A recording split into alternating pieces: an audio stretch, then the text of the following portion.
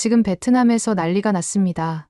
베트남 현지에서 불법 파업을 통해 무리한 요구를 하던 삼성 공장 노동자들이 본전도 못 찾게 생겼기 때문인데요. 베트남 현지에서만 9만 명 가량의 근로자를 고용하고 있는 삼성전자는 베트남의 경제 전반을 돌아가게 만드는 원동력이라고 해도 과언이 아닌 상황입니다. 게다가 베트남 전체 GDP의 4분의 1을 차지하고 연간 74조 원의 매출을 올리는 삼성전자의 베트남 공장은 현지인들 사이에서 천국의 직장으로 불릴 만큼 높은 임금과 복리후생을 제공해왔다고 하는데요. 하지만 이런 삼성전자에 대한 베트남 현지 노동자들의 요구는 점점 상식을 넘어서기 시작했습니다. 현지 최저임금의 2배를 받으면서도 더 높은 임금을 요구했고 매일 6가지의 메뉴가 제공되는 구내식당의 음식이 마음에 들지 않는다며 파업을 벌였기 때문인데요. 여기에 더해 명절 보너스를 받았는데도 아무런 통보도 없이 무단 결근까지 하는 현지 노동자들을 눈감아줬던 삼성전자였지만 결국 칼을 빼들 수밖에 없었던 결정적인 계기가 있었다고 합니다. 과연 이들이 삼성전자에 어떤 횡포를 부렸는지, 결국 삼성전자는 이들을 어떤 식으로 참교육했는지 함께 알아보러 가실까요? 안녕하세요. 저는 베트남 타이응우엔 삼성전자 공장에서 일하는 리엔이에요. 조금 있으면 30살이 되고 입사한 지도 벌써 몇 년이나 되어가네요. 제 이야기를 시작하기 전에 저희 가족 얘기를 먼저 해야 할 것 같아요.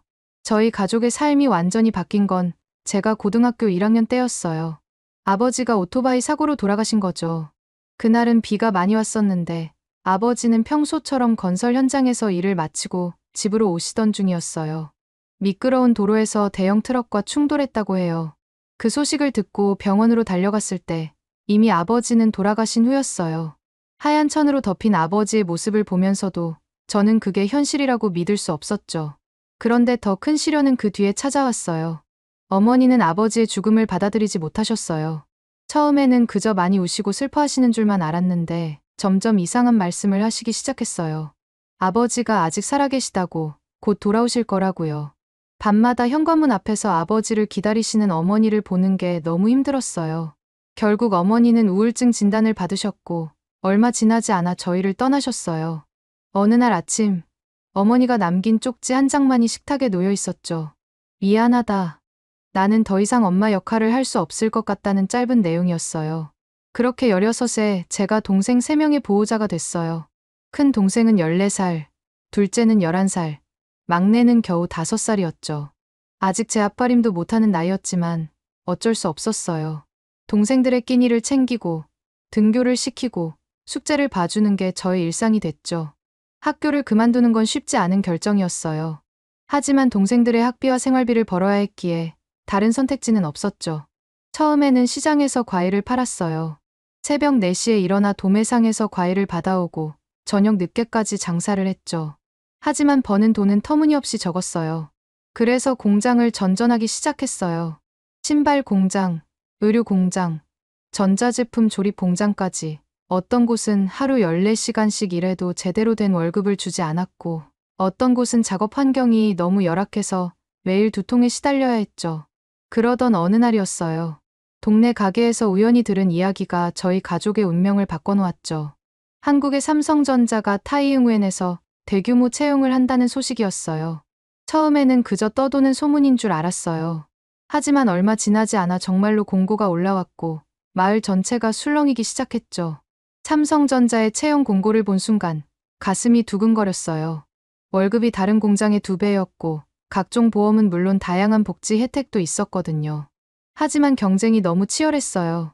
수천 명이 몰려들었고 대부분이 저보다 학력도 높고 경력도 많은 사람들이었죠. 면접 당일 저는 밤새 잠을 못 이뤘어요. 거울 앞에서 수없이 연습했던 자기소개를 되뇌이며 면접장으로 향했죠. 그런데 제 차례가 되자 예상과 전혀 다른 질문들이 쏟아졌어요. 박 팀장님은 제 이력서를 보시더니 왜 이렇게 어린 나이에 이직이 잦았는지 물으셨어요. 저는 있는 그대로 이야기했죠. 부모님의 부재로 새 동생을 돌봐야 했던 상황, 더 나은 급여를 찾아 공장을 옮겨 다닐 수밖에 없었던 이유, 그리고 삼성전자에서 일하고 싶은 진심 어린 마음까지. 그때 박 팀장님의 표정이 달라지는 걸 느꼈어요. 단순한 동정이 아닌 제 이야기에 진심으로 공감하시는 것 같았거든요. 면접이 끝나고 나올 때 박 팀장님께서 힘들었겠다라는 따뜻한 한마디를 해주셨는데 그 말에 눈물이 날 뻔했어요. 합격 통지를 받은 날, 저는 동생들과 함께 울었어요. 기쁨의 눈물이었죠. 첫 출근 날, 깨끗하고 현대적인 공장 건물을 보면서 마치 꿈을 꾸는 것만 같았어요. 에어컨이 설치된 작업장, 깔끔한 구내식당, 심지어 직원들을 위한 휴게실까지 있었거든요. 교육 기간도 놀라웠어요. 다른 공장들은 대부분 하루 이틀 기초만 가르쳐주고 바로 현장에 투입했는데 삼성전자는 달랐어요. 2주간의 기본 교육을 시작으로 전문적인 기술 교육까지 체계적으로 이루어졌죠. 한국인 관리자들은 저희가 이해할 때까지 끈기 있게 설명해 주셨어요. 첫 월급날 통장에 찍힌 숫자를 보고 또 한 번 울컥했어요. 이제는 동생들에게 제대로 된 교육을 시켜줄 수 있겠다는 희망이 생겼거든요. 실제로 큰 동생은 다시 학교로 돌아갈 수 있었고, 둘째와 막내도 좋은 학원에 다닐 수 있게 됐어요. 회사는 계속해서 저에게 새로운 기회를 주었어요. 성과가 좋으면 인센티브를 주었고, 직무 교육의 기회도 제공했죠. 특히 박 팀장님은 자주 저를 불러 조언을 해주셨어요. 기술을 배우는 것도 중요하지만 그것을 활용하는 사람이 되어야 한다고요. 삼성전자가 저희 마을에 들어선 이후 주변 환경도 빠르게 변화했어요. 새로운 도로가 뚫리고 마트와 식당들이 생겼죠. 한국 식당도 생겼는데 처음 먹어본 김치찌개의 맛은 지금도 잊을 수 없어요. 한국 문화에 대한 관심도 자연스럽게 생겼죠. 1년이 지날 무렵 저는 드디어 새 집을 구할 수 있었어요. 좁고 낡은 월세방을 벗어나 깨끗한 아파트로 이사를 했죠. 방이 3개나 있어서 동생들도 각자의 공간을 가질 수 있게 됐어요. 이사하는 날 동생들의 얼굴에 피어난 웃음을 보면서 이제 정말 괜찮아질 거야 라는 확신이 들었어요. 하지만 평화로운 나날도 잠시 어느 순간부터 공장 내부에 이상한 기운이 감돌기 시작했어요. 처음에는 그저 미묘한 변화 정도로만 느껴졌죠. 출근할 때마다 마주치던 동료들의 표정이 조금씩 굳어가는 것 같았고 작업장의 웃음소리도 하나둘씩 사라져갔어요. 아침 조회 시간에도 예전처럼 활기찬 목소리로 대답하는 사람들이 거의 없었죠. 관리자들의 지시사항을 듣는 눈빛도 달라졌고요. 복도에서 마주치는 동료들은 예전과 달리 고개를 돌리거나 급히 발걸음을 재촉하기 일쑤였어요. 점심시간에 구내식당에 가면 곳곳에서 수군거리는 소리가 들리기 시작했어요. 이전에는 식사 시간이 즐거운 대화와 웃음이 가득한 휴식 시간이었는데 이제는 묘한 긴장감이 감도는 시간이 되어버렸죠. 구석자리에 몰려앉아 작은 목소리로 이야기를 나누는 무리들이 눈에 띄었고 누군가 관리자가 지나가면 갑자기 대화를 멈추는 일이 잦아졌어요. 테이블마다 삼삼오오 모여 앉아 있지만 예전처럼 활기찬 분위기는 찾아볼 수 없었죠. 휴게실에서도 직원들이 모여서 무언가를 논의하는 모습이 자주 보였어요. 담배 피우는 공간에는 항상 몇 명씩 모여 있었고 자판기 앞에서도 오랫동안 이야기를 나누는 모습이 눈에 띄었죠.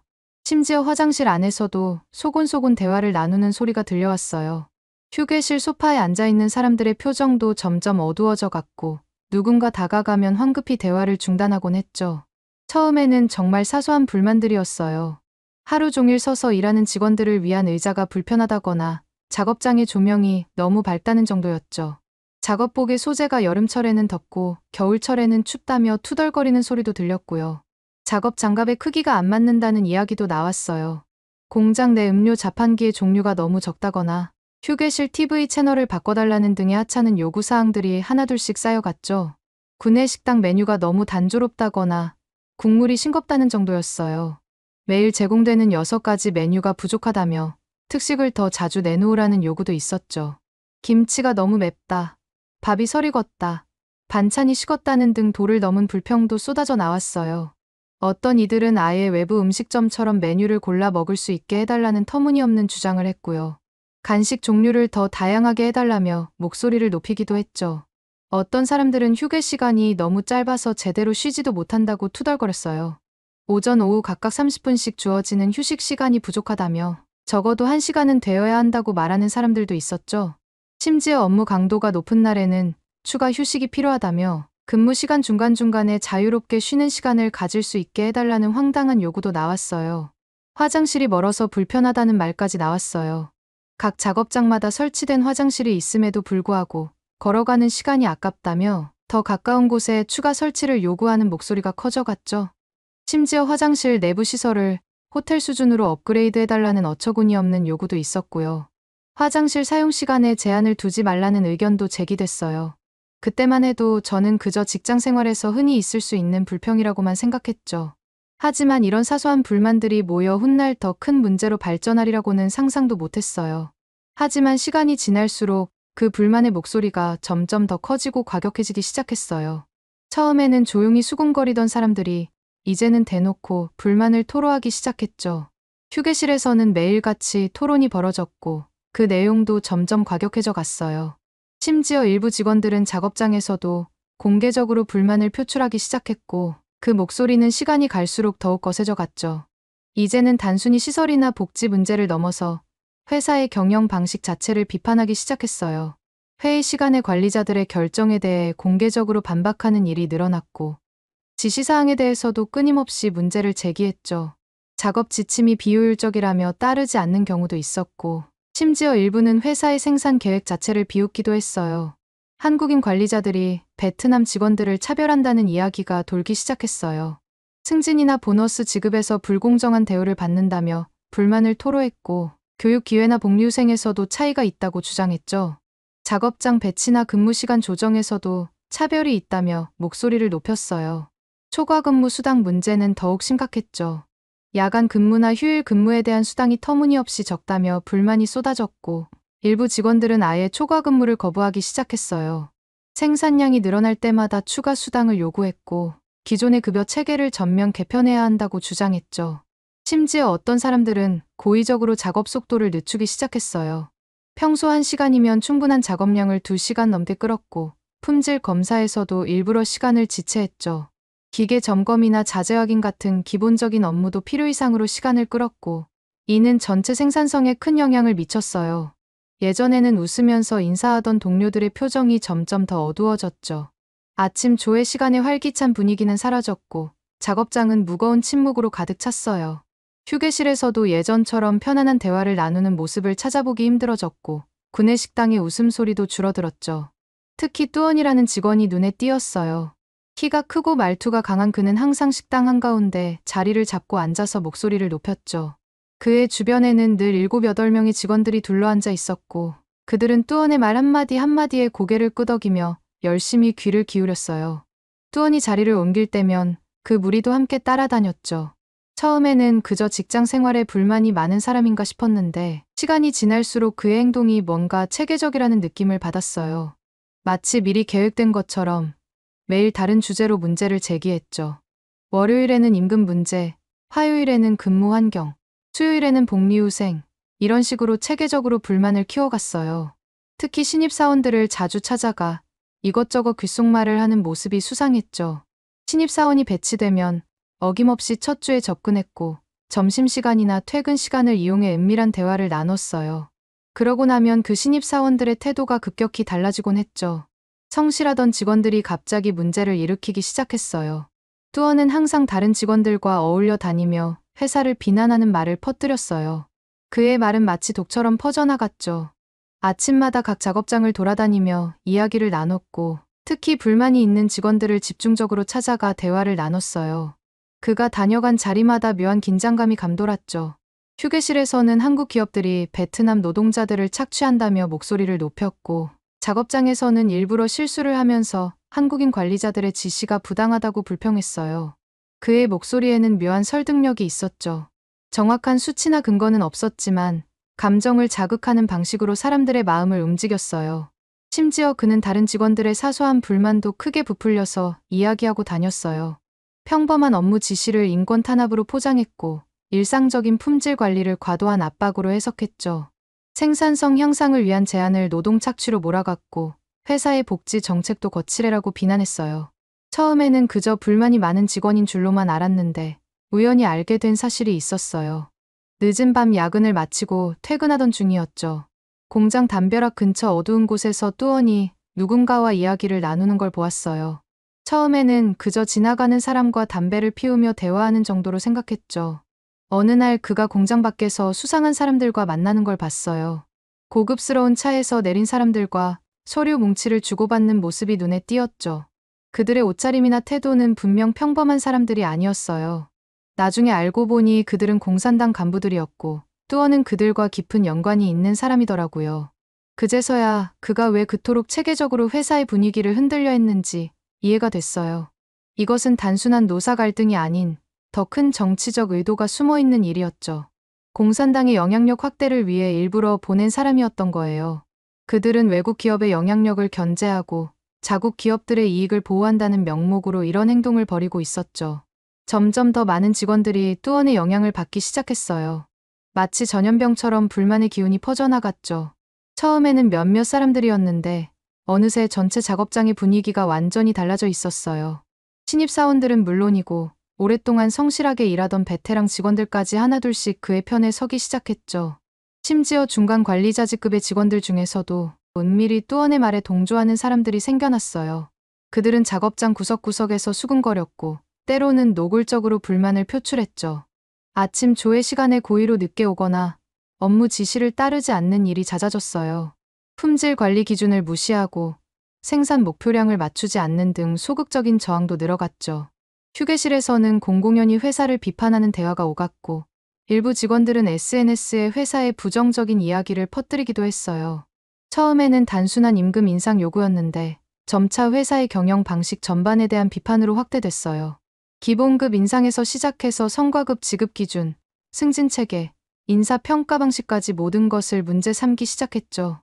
작업장의 안전 기준이 너무 까다롭다거나 품질 관리가 지나치게 엄격하다며 불만을 제기했어요. 해외 연수 기회가 부족하다거나 기술 교육이 제한적이라는 이야기까지 나왔죠. 어느 날 뚜원과 그의 추종자들이 제게 다가왔어요. 10명 정도가 휴게실 한쪽을 차지하고 앉아 있었는데 마치 법정에 선 피고인처럼 느껴졌죠. 그들의 표정은 굉장히 진지했고 눈빛에는 묘한 위협이 느껴졌어요. 특히 뚜원의 목소리에는 평소와는 다른 차가움이 묻어 있었죠. 그는 천천히 하지만 단호하게 말을 이어갔어요. 파업에 동참하라는 거였어요. 단순히 제안이 아닌 반드시 따라야 할 명령처럼 들렸죠. 그들의 계획은 이미 상당히 구체적이었어요. 언제, 어떤 방식으로 파업을 시작할지, 어떤 요구사항을 내세울지까지 모든 것이 준비되어 있었죠. 심지어 다른 공장들과의 연대 방안까지 세워둔 상태였어요. 그들은 저희가 힘을 합치면 회사를 압박할 수 있다고 했죠.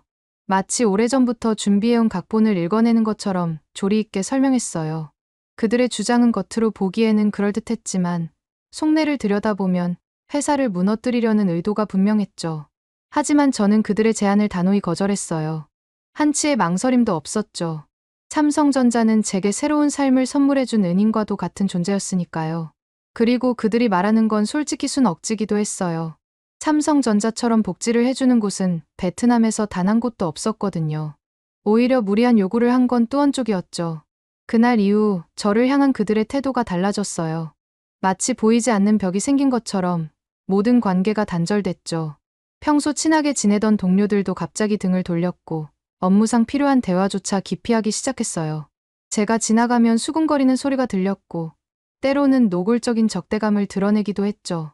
식당에서는 아무도 제 옆자리에 앉으려 하지 않았고 작업장에서도 묘한 시선을 보내왔어요. 점심시간이면 혼자 구석자리에 앉아 밥을 먹어야 했죠. 공동 작업을 할 때도 저와 팀이 되는 것을 꺼려했고 자연스레 저는 혼자 일을 해야 하는 경우가 많아졌어요. 회의 시간에는 제 의견을 무시했고 때로는 고의로 중요한 정보를 공유하지 않기도 했죠. 심지어 제 작업복 주머니에서 협박성 쪽지를 발견하기도 했어요. 처음에는 구겨진 종이 한 장이었는데 시간이 지날수록 그 횟수가 잦아졌고 내용도 점점 과격해졌죠. 제 사물함에도 비슷한 내용의 쪽지가 붙어 있었고 작업대에도 불쾌한 낙서가 발견됐어요. 퇴근할 때면 누군가 뒤를 따라오는 것 같은 기분이 들었고 집 앞에서 수상한 사람들을 마주치기도 했죠. 배신자는 언젠가 대가를 치르게 될 것이라는 내용은 시작에 불과했어요. 제 가족을 언급하는 협박도 있었고 개인적인 사생활을 들춰내겠다는 위협도 있었죠. 심지어 제 동생들의 등하교, 시간과 학교 위치까지 알고 있다는 듯한 암시를 담은 쪽지도 있었어요. 매일 아침 새로운 협박 쪽지를 발견할 때마다 가슴이 철렁 내려앉곤 했죠. 하지만 저는 흔들리지 않았어요. 오히려 이런 압박이 제 결심을 더욱 단단하게 만들었죠. 이런 비열한 방식으로 움직일 수 있는 사람들이 과연 저희 회사와 직원들을 위한다고 할 수 있을까? 그런 생각이 들었어요. 동료들을 이렇게 협박하고 위협하는 사람들의 말을 어떻게 믿을 수 있을까? 하는 의구심도 들었죠. 매일 아침 동생들의 등교를 배웅하면서 제가 지켜야 할 것이 무엇인지 다시 한번 되새겼어요. 부모님이 안 계신 지금 제가 이 아이들의 유일한 버팀목이라는 걸 잘 알고 있었죠. 동생들의 밝은 미래를 위해서라도 저는 올바른 선택을 해야만 했어요. 협박에 굴복해서 잠시의 평화를 얻느니 차라리 당당하게 맞서 싸우는 편이 낫다고 생각했죠. 게다가 삼성전자가 저희 마을에 가져온 변화를 직접 목격했기에 이 회사가 얼마나 소중한 존재인지 잘 알고 있었어요. 새로 뚫린 도로, 깨끗해진 거리, 늘어난 상점들, 무엇보다 젊은이들의 표정이 달라졌죠. 더 이상 일자리를 찾아 도시로 떠나지 않아도 되었고, 좋은 교육과 안정된 수입을 얻을 수 있게 됐어요. 이런 변화를 가져온 회사를 위협하는 행동에 동참할 수는 없었죠. 그러다 어느 날 밤, 모든 것을 바꿔놓을 만한 일을 목격하게 됐어요. 평소보다 늦게까지 품질 검사 업무가 있어서 야근을 하고 있었죠. 대부분의 직원들은 이미 퇴근한 시간이었고, 건물 안은 거의 비어있는 상태였어요. 형광등이 꺼진 복도는 달빛만이 희미하게 비치고 있었죠. 마지막 서류 작업을 마치고 퇴근하려는 찰나 3층 관리부서 쪽에서 이상한 기척이 느껴졌어요. 야근을 마치고 퇴근하려는데 뚜원의 사무실에서 이상한 불빛이 새어나오는 걸 봤어요. 청소부들도 이미 퇴근한 시간이었고 보안팀의 순찰도 끝난 상태였죠. 컴퓨터 모니터에 푸른빛이 희미하게 비치는 게 보였는데 분명 그 시간에는 아무도 없어야 하는데 말이에요. 게다가 평소 뚜어는 정시 퇴근을 고집하던 사람이었기에 더욱 이상하게 느껴졌죠. 호기심에 살짝 들여다봤는데 그 순간 온몸이 얼어붙는 것 같았어요. 사무실 안에서 뚜원이 모니터 앞에 앉아 뭔가를 하고 있었는데 그의 행동이 몹시 수상했죠. 주위를 계속 살피며 초조한 듯한 모습이었고 손놀림도 평소와는 달리 급했어요. 책상 위에는 여러 개의 USB가 놓여 있었고 서랍에서 꺼낸 듯한 문서들도 어지럽게 펼쳐져 있었죠. 뚜원이 회사 컴퓨터에 USB를 연결한 채 뭔가를 급하게 복사하고 있었어요. 모니터 화면이 보이는 각도에 서 있었는데 그 순간 저도 모르게 숨을 들이켰죠. 제품 설계도면, 생산 공정 자료, 신기술 특허 문서들, 회사의 가장 중요한 기밀사항들이 화면에 떠 있었어요. 심지어 아직 출시하지 않은 신제품의 설계도면도 보였죠.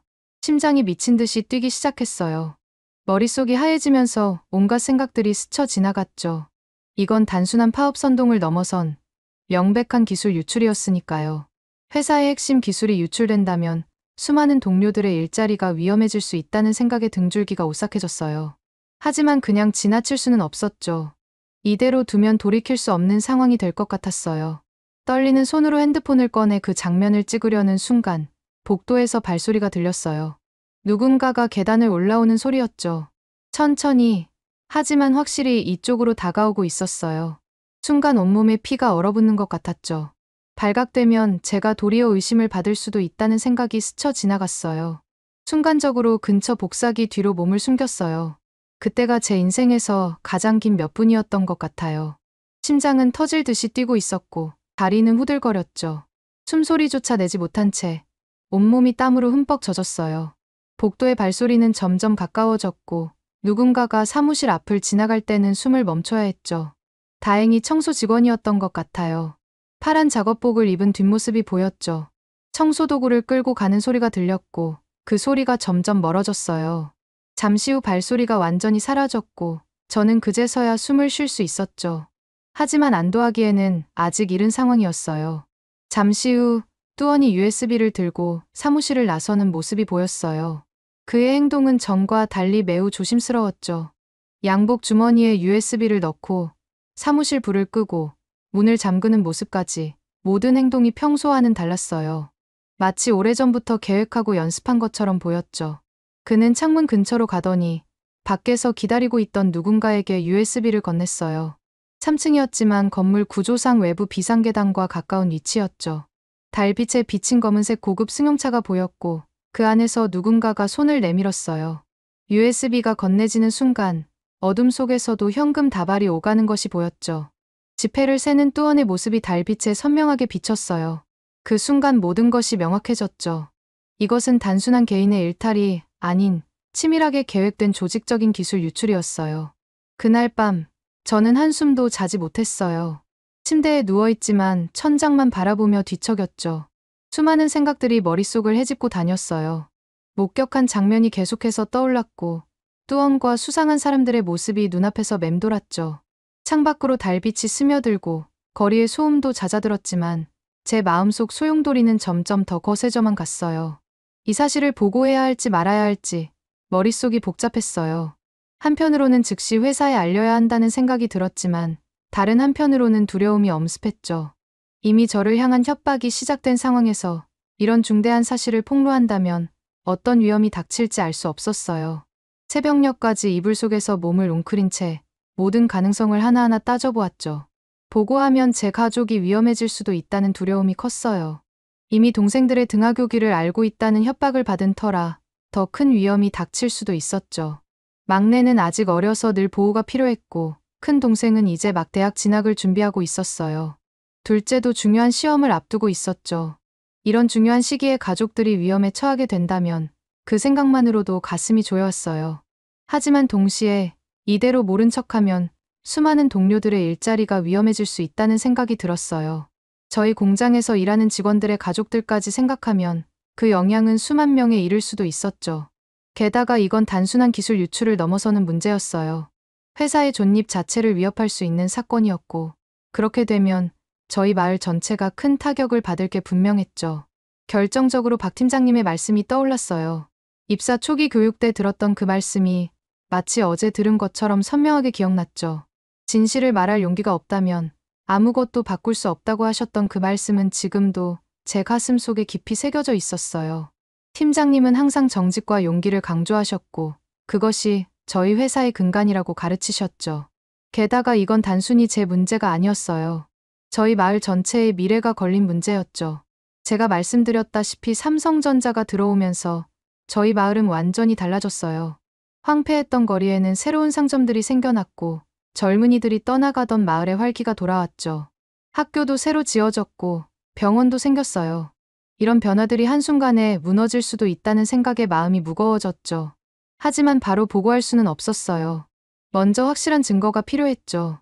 감정적인 판단이나 개인적인 추측만으로는 이런 중대한 문제를 제기할 수 없었어요. 밤새 계획을 세웠고 다음 날 일찍 출근해서 모든 것을 확인하기로 마음먹었죠. 특히 뚜언이 사용했던 컴퓨터의 로그 기록이 가장 중요한 증거가 될 것 같았어요. 다음 날 일찍 출근해서 뚜언이 사용했던 컴퓨터의 로그 기록을 확인하기로 했어요. 새벽 5시, 아직 어둠이 채 가시지 않은 시간에 공장에 도착했죠. 경비원들의 교대 시간을 노려서 건물에 들어갔고 조심스럽게 3층으로 올라갔어요. 다행히 그 컴퓨터는 여전히 켜져 있었고 USB 사용 기록과 복사된 파일명을 찾을 수 있었죠. 떨리는 손으로 핸드폰을 꺼내 화면을 찍으려는 순간 누군가 사무실 문을 여는 소리가 들렸어요. 금속성의 차가운 소리가 적막한 사무실에 울려 퍼졌죠. 순간 머리가 하얘졌어요. 책상 밑으로 재빨리 몸을 숨겼는데 심장이 터질 것만 같았죠. 발소리가 점점 가까워졌어요. 구두 소리 같았는데 분명 제가 숨어있는 책상 쪽으로 다가오고 있었죠. 숨을 죽이고 기다리는 동안 초침 소리마저 요란하게 들렸어요. 그때 밖에서 누군가가 그 사람을 부르는 소리가 들렸고 마치 천운처럼 발소리가 멀어져 갔어요. 참 다행이더라고요. 그 사람이 사무실을 나가자마자 서둘러 증거 사진을 찍고 자리를 떴죠. 이제 박 팀장님께 보고드리기로 결심했어요. 하지만 그것도 쉽지 않았어요. 뚜언의 감시가 날이 갈수록 심해졌거든요. 마치 제 행동을 예상이라도 한 것처럼 공장 곳곳에 감시의 눈이 늘어났죠. 그의 추종자들은 교대로 복도와 휴게실을 돌아다녔고 특히 제가 있는 곳을 집중적으로 감시했어요. 심지어 화장실을 가도 누군가가 따라오는 기분이 들 정도였죠. 결국 점심시간을 이용하기로 했어요. 모든 직원들이 식당으로 향하는 시간이라 사무실 층은 비교적 한산할 거라고 생각했죠. 급하게 도시락을 먹고 마치 화장실에 가는 것처럼 자연스럽게 자리를 떴어요. 엘리베이터 대신 계단을 이용했고 매 층마다 주위를 살폈죠. 박 팀장님 사무실로 가는 길에 뚜언과 마주쳤는데 그때의 긴장감은 정말 잊을 수 없어요. 전혀 예상하지 못한 마주침이었죠. 복도 끝에서 그와 눈이 마주쳤을 때 온몸에 피가 얼어붙는 것 같았어요. 심장은 미친 듯이 뛰었고 손바닥에는 식은땀이 흘렀죠. 그가 의심스러운 눈초리로 저를 바라봤을 때 다리가 후들거렸거든요. 다행히 서류 복사하러 가는 중이라고 둘러댈 수 있었어요. 미리 준비해둔 몇 장의 서류를 들고 있었던 게 도움이 됐죠. 최대한 평소와 같은 목소리를 내려고 노력했지만 제 목소리가 떨리는 게 느껴졌어요. 뚜어는 잠시 저를 응시하더니 느릿하게 고개를 끄덕였죠. 하지만 뚜언의 시선이 등 뒤에 꽂히는 걸 느낄 수 있었어요.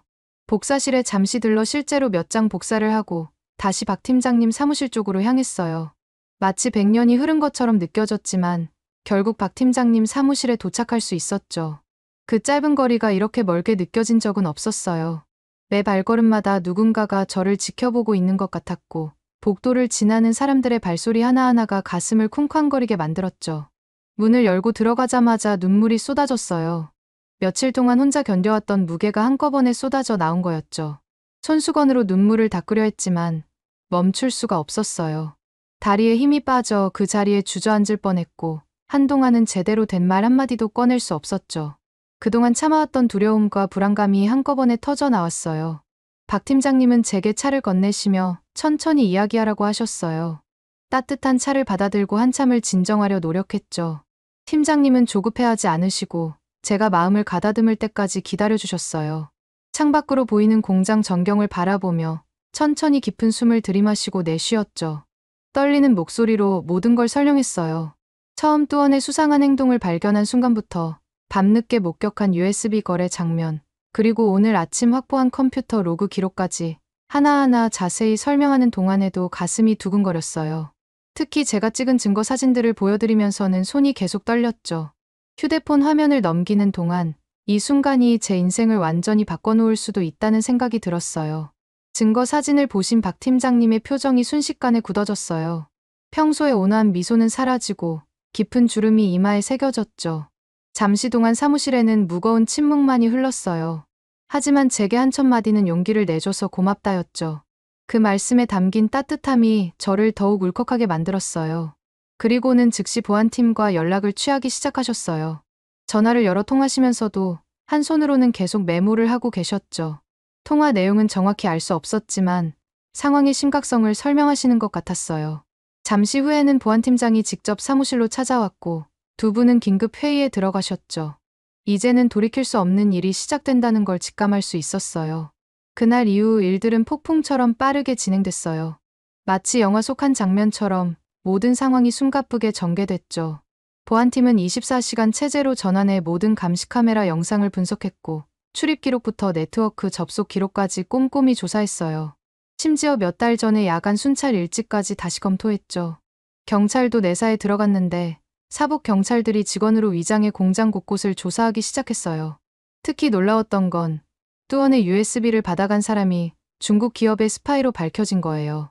그 스파이는 베트남 국적이었지만 실제로는 중국의 대형 전자회사와 긴밀한 관계를 맺고 있었죠. 수사 결과 그는 여러 국가에서 비슷한 수법으로 기술을 빼내온 전문가였다는 사실이 드러났어요. 그가 타고 다니던 고급 승용차도 스파이 짓을 하면서 제공받은 거였고 실제 그의 은행 계좌에는 수상한 해외 송금 기록이 가득했다고 하더군요. 체포 현장은 정말 극적이었어요. 평소와 같이 출근한 뚜어는 여느 때처럼 조용히 자리에 앉아 있었죠. 그러다 점심시간이 되자 서둘러 자리를 떴는데 이번에도 USB를 들고 있었어요. 하지만 이미 건물 곳곳에는 경찰이 잠복해 있었고 모든 움직임이 감시되고 있었죠. 그가 평소처럼 창가로 향하는 순간 경찰이 일제히 모습을 드러냈어요. 뚜언이 또다시 기술 자료를 유출하려는 순간을 경찰이 현장에서 적발한 거예요. 순간 그의 얼굴이 창백하게 변했고 손에 들고 있던 USB를 황급히 바닥에 던지려 했죠. 하지만 이미 늦었어요. 경찰들이 재빨리 그를 제압했고 USB도 증거물로 확보됐어요. 그는 체포되는 순간까지도 자기는 결백하다며 비명을 질렀지만 아무도 그의 말을 믿지 않았죠. 하지만 더 큰 충격은 그 후에 왔어요. 회사 게시판에 삼성전자가 베트남 철수를 검토한다는 공지가 올라온 거죠. 순식간에 저희 마을 전체가 패닉에 빠졌어요.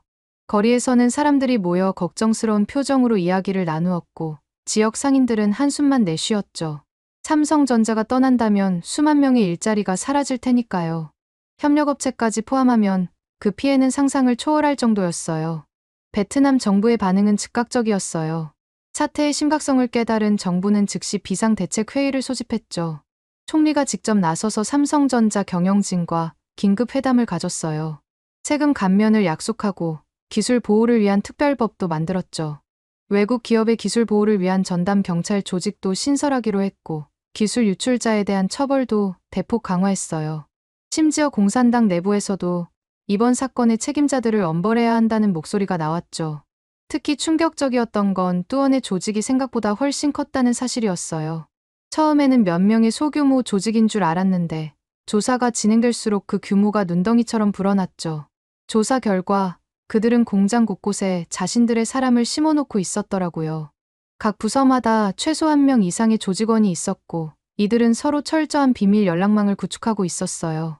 심지어 일부 관리직 직원들도 연루되어 있었죠. 품질 관리팀의 과장, 자재팀의 차장, 심지어 인사팀의 담당자까지 믿을 수 없는 사실들이 하나둘씩 밝혀졌어요. 그들은 각자의 위치에서 체계적으로 기술 정보를 빼내고 있었죠. 신제품 설계도면, 생산 공정 자료, 핵심 부품 제조 기술까지 회사의 모든 중요 정보가 유출 대상이었어요. 이런 사실을 알게 된 동료들의 충격은 이루 말할 수 없을 정도였죠. 그뿐만 아니라 뚜원과 그의 동료들이 체포되는 과정에서 더 많은 사실들이 드러났어요. 그들은 단순히 기술을 유출하는 것을 넘어서 공장 전체를 혼란에 빠뜨리려는 계획을 가지고 있었더라고요. 파업은 그저 시작에 불과했죠. 특히 놀라웠던 건 그들이 공장의 핵심 설비를 고의로 파손하려는 계획까지 세워두었다는 거예요. 만약 그 계획이 실행됐다면 공장은 최소 6개월간 가동을 멈춰야 했을 거예요. 그리고 그 피해는 고스란히 저희 노동자들에게 돌아갔겠죠. 저는 이 모든 상황을 지켜보면서 많은 생각이 들었어요. 처음에는 두려워서 망설였지만 진실을 밝히기로 한 결정이 옳았다는 걸 확신하게 됐죠. 만약 그때 침묵했다면 저희 모두는 더 큰 위기를 맞았을 거예요. 삼성전자는 결국 극단적인 결정을 내렸어요. 일반 공장을 모두 폐쇄하고 50여 개의 첨단 스마트 팩토리를 구축하기로 한 거죠. 이는 단순한 자동화를 넘어선 완전히 새로운 차원의 변화였어요. 모든 생산 공정이 AI로 제어되고 사람의 손길 대신 첨단 로봇들이 작업을 하게 될 거라고 했죠. 동시에 대대적인 인력 구조 조정도 예고됐는데 결국 이렇게 일자리가 사라지는 건가 싶더군요. 그러던 어느 날 박 팀장님께서 저를 사무실로 부르셨어요. 퇴근 시간이 다 되어가는 저녁이었죠. 마음속으로는 최악의 상황을 각오하고 들어갔는데 팀장님은 오히려 따뜻한 미소를 지으시며 차를 건네셨어요. 그리고는 뜻밖의 말씀을 하셨죠. 리엔 씨, 특별 교육 대상자로 선발됐어요. 새로운 스마트 팩토리의 핵심 인력이 될 사람들을 뽑는 과정에서 제가 리엔 씨를 강력히 추천했답니다. 기술 유출 사건 때 보여준 용기와 충성심이 높이 평가됐어요. 그 말씀을 듣는 순간 눈앞이 흐려졌어요. 그동안 쌓였던 불안과 두려움이 한꺼번에 눈물로 쏟아져 나왔죠. 팀장님, 정말 감사해요. 흐느끼는 제 모습에 팀장님도 눈시울을 붉히셨어요. 당신이 아니었다면 저희 공장은 이미 문을 닫았을지도 몰라요. 그런 리엔 씨를 어떻게 잊을 수 있겠습니까? 이제는 더 높은 곳을 향해 함께 나아갈 차례예요. 알고 보니 박 팀장님께서는 기술 유출 사건 당시의 모든 기록을 하나하나 검토한 이후 특별한 명단을 만드셨더군요. 파업에 가담하지 않고 끝까지 성실하게 일했던 직원들의 리스트였죠. 특히 진실을 밝히는데 기여한 사람들을 중요하게 평가했다고 들었어요. 팀장님은 위기의 순간에 보여준 충성심과 용기야말로 새로운 시대에 가장 필요한 자질이라고 강조하셨죠. 그렇게 저를 포함한 소수의 직원들이 새로운 기회를 얻게 됐어요. 스마트 팩토리의 핵심 인력이 될 수 있는 특별 교육 대상자로 선발된 거죠. 반면 파업을 선동하고 가담했던 직원들은 대부분 퇴직 권고를 받았어요. 심지어 수년간 관리직을 맡았던 사람들도 예외는 없었죠. 기술 유출에 연루된 혐의가 있는 직원들은 즉각 해고됐고 일부는 법적 처벌까지 받게 됐어요. 아무튼 이런 일들을 겪은 저는 AI 운영팀의 일원이 됐어요. 새로운 기술을 배우는 건 쉽지 않지만 이런 기회를 얻은 것만으로도 감사한 마음뿐이에요. 파업에 가담했다가 일자리를 잃은 옛 동료들의 소식을 들을 때면 가슴이 아프지만 한편으로는 제가 올바른 선택을 했다는 확신이 들어요. 진실을 지키는 용기만이 저희의 미래를 지킬 수 있다는 걸 이제는 확실히 알게 됐으니까요. 정신없이 살다 보니 제 동생들도 모두 자신만의 꿈을 향해 한 걸음씩 나아가고 있어요. 특히 둘째는 이제 곧 대학을 졸업하는데 졸업 논문도 AI와 로봇공학 관련 주제로 준비하고 있죠. 저를 보면서 삼성전자에 대한 꿈을 키웠다고 하더라고요. 셋째는 이공계 특성화 고등학교에서 전교 3등 안에 들 정도로 뛰어난 성적을 보여주고 있고 특히 물리와 수학 과목에서는 전국 단위 대회에서 수상할 정도로 실력을 인정받고 있어요. 막내는 중학교 과학 영재 프로그램에 선발되어 매주 대학교 연구실에서 특별 교육을 받고 있죠. 사실 요즘은 부모님 생각이 더 자주 나요. 만약 그분들이 계셨다면 지금의 저희 모습을 보고 얼마나 기뻐하셨을까 싶거든요.